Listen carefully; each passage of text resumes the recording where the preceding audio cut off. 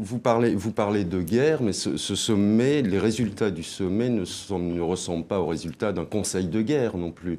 Qu'est-ce qu'il y aura? Il y aura une démarche auprès du Conseil de sécurité des Nations Unies, inscrire Boko Haram sur la liste des organisations terroristes, ça ne fait pas gagner une guerre, ça.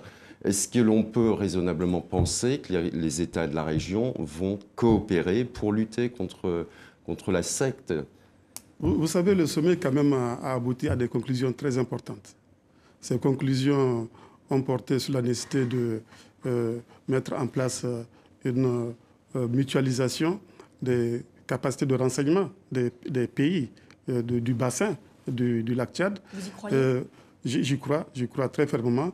Une mutualisation aussi des moyens opérationnels de différents pays. Du reste, vous savez, avant le sommet, le sommet n'a peut-être pas très bien fonctionné, et c'est cela qu'on paye avec le développement de AQMI dans la région. On a payé la paralysie du CEMOC, mais je pense que ce qui va se passer autour du lac Tchad ne sera pas à l'image de ce qui s'est passé avec le CEMOC.